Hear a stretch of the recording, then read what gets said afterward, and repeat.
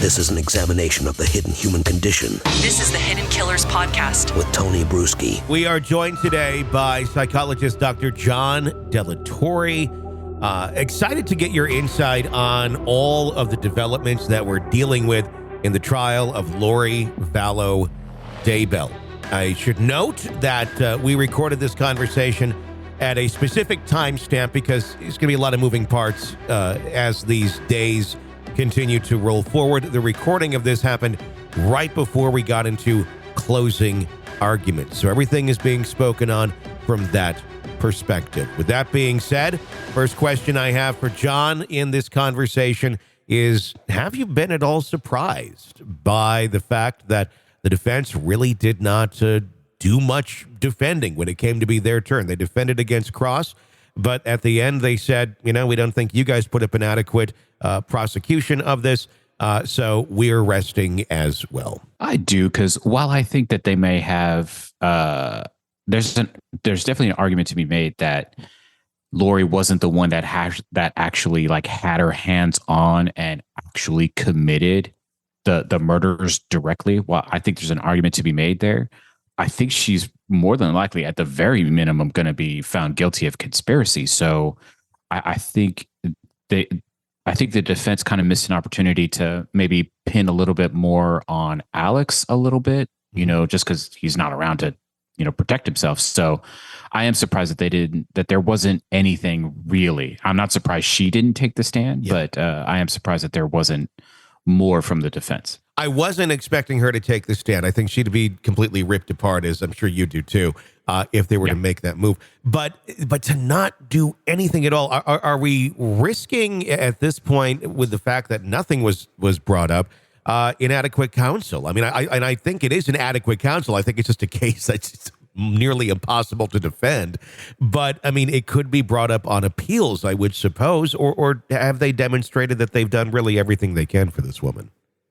Yeah, I think that they've done everything they can. Now, there's always going to be an appeal made for ineffective assistance of counsel, but that doesn't mean that the court's actually going to hear that ground on appeal. So, anyone that thinks that whatever verdict is rendered is going to be undone on appeal, I think they're kind of missing the point of what an appellate court actually does. I don't think that's going to happen. I think whatever verdict happens, whatever verdict the jury decides, is pretty much going to stick.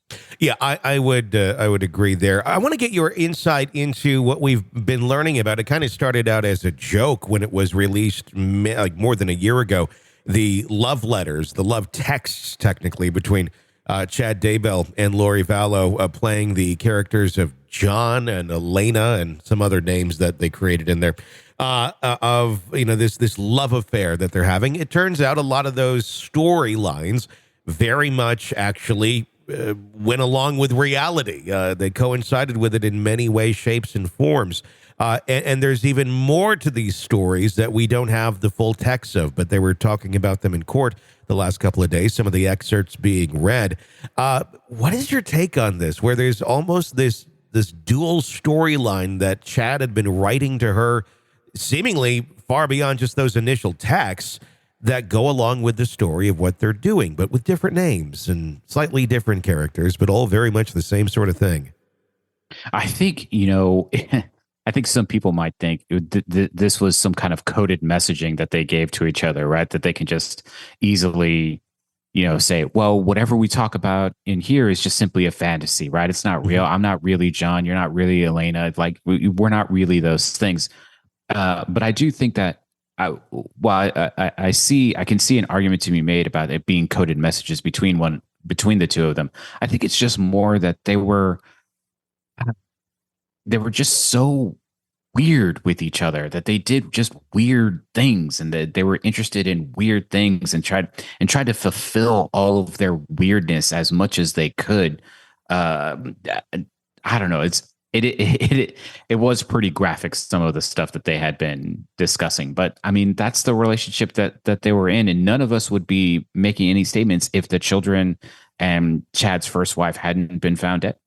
That's true. I was trying to wrap my mind around some of that yesterday when I was hearing some of the testimony, because yes, it can be almost looked at as coded message, but I don't know that it was. Was it a way, though, that Chad was trying to control the narrative, considering he's the one who was writing all these things to her? She was very reactionary in the role when they were sent, from what we've seen.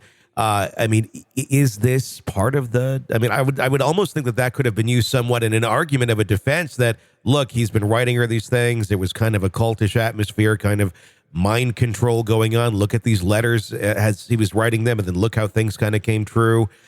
Was there an element of that, do you think, to these, or is it them just being weird? No, I think there's a little bit of an element to it, because we have to remember Chad was a writer. Yeah. Right. He wrote novels and stuff, like he wrote books. So I'm not surprised that a writer would use the skills that they had, and they can fashion. Right. A writer's job is to take what's happening in reality and fashion some kind of, fiction associated with it. So it's certainly possible that he's taking all of these ideas of what he wants, or he's seeing everything that's happening around him, and he fashions a narrative that he knows will control Lori. And Lori, wanting to have that kind of attention, simply falls in line with it and just, moves it further the way that she knows how. I mean, it goes into the world of, I think, cultish type control. Have there been examples of this in the past where people use? I mean, obviously, there's like the Bible and things of that nature in modern religion, but I guess more so the breakoffs, the kind of one-offs where we're going to create this sort of thing on a smaller scale. Yes, of course, I can. As I ask this question, are there other examples? The Book of Mormon, the Catechism. There's all sorts of, Martin Luther. There's all sorts of modern, or not really modern, but, more mainstream breakoffs. Have you seen it used on a cult level, on smaller levels like this? I mean, if we want to break away from religion, we talk about, Goebbels and the Nazi regime creating propaganda. Sure. Propaganda is everywhere. Mm-hmm. And I think that's one of the things when it comes to individuals who want to manipulate and coerce, they have to find a persuasive method, right? A messaging system that they know will get the people that they want, and using the central route to persuasion, which is things like writing and things like messaging, to get it out there in order to fulfill the gap in the person that they're trying to manipulate.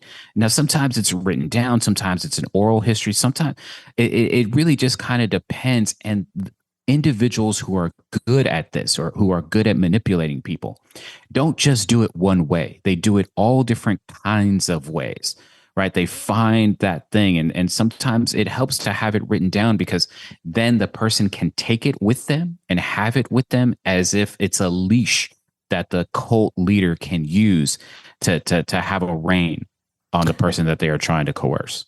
It's more powerful, I would say, than just someone speaking and them having a conversation. And here's what I want you to do, or here's the latest on the story of John and Elana. It truly does create something that can be looked back and reviewed and ruminated on. It's a powerful thing, it seems, that he knew that he had. Maybe he wasn't as powerful at vocalizing these things and controlling people that way, but he certainly seemed to have something going on with writing, albeit he was a horrible writer. Yeah, and but being a horrible writer doesn't necessarily mean that, But the other thing is that that's probably where Lori came in, because Lori is attractive and she's probably outgoing and extroverted, and she can, draw people to her, right? And so in that drawing of people to her, there he is standing behind her with all of this narrative that, people are now listening to because they're so enamored with Lori. It is shocking. What's your thoughts on, as we learn more in the last handful of days through testimony, of some of the other characters in the lives of Lori and Chad, specifically Zulema, who was married to Alex? We're looking at call logs and such of when certain people died and the amount of communication seemingly going on between the survivors of this. Now, of course, it could be, oh my gosh, so-and-so died. We're going to have a lot of conversations about this. Or I'm starting to wonder or speculate, are some of these other individuals that we've seen on the stand that were close to them at one point in time that have now disowned them, you think there's more that some of them may have been involved or at least had knowledge of the extreme behaviors, specifically the murders that were taking place around them? I think number one, there was probably a gut feeling within them that they knew something else was happening. I think some of them probably knew more than they let on. I think some of them suspected more than they probably let on. But I do think there comes a point when there's an internal struggle between what I know to be right versus what I think Lori and Chad are actually doing. And that's where you start seeing the breakoffs, right? That's where you start seeing some of these challenges. That's where you start seeing maybe diminished communication.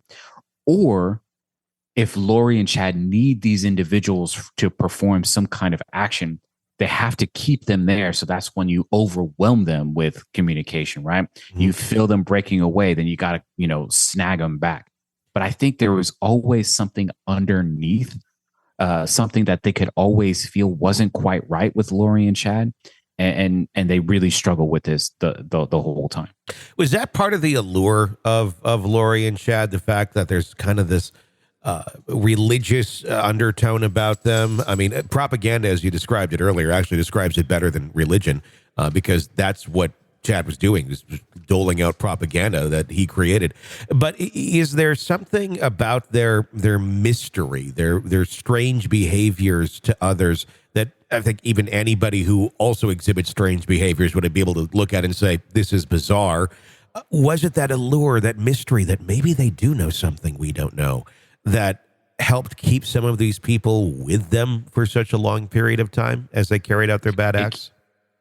Yeah, it can be, especially if you're someone that needs something like that, or you want something like that, or you want to feel connected to something larger than you, or you're interested in a larger philosophical mystery, right? That if you're someone that likes those kinds of things, or needs those kinds of things, or wants those kind of things in order to feel fulfilled, you find here an attractive, woman that seems bubbly and extroverted, and then you have this guy who's deeply philosophical and constantly thinking about these kinds of things.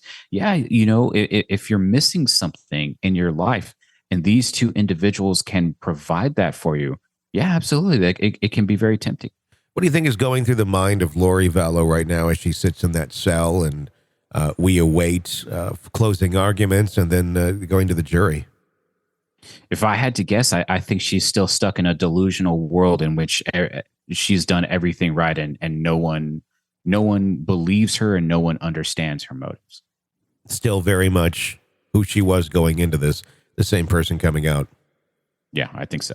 This is an examination of the hidden human condition. This is the Hidden Killers Podcast. The Hidden Killers Podcast. With Tony Bruschi. Dr. John Delatorre, thank you so much for your insight on that. If you like the podcast, you want access to everything we got, advanced episodes, including live courtroom audio, all of it ad-free. Check us out on Apple Podcasts. Press subscribe over there to our premium content. Even try it for 3 days free. My name's Tony Bruschi. Stay with us.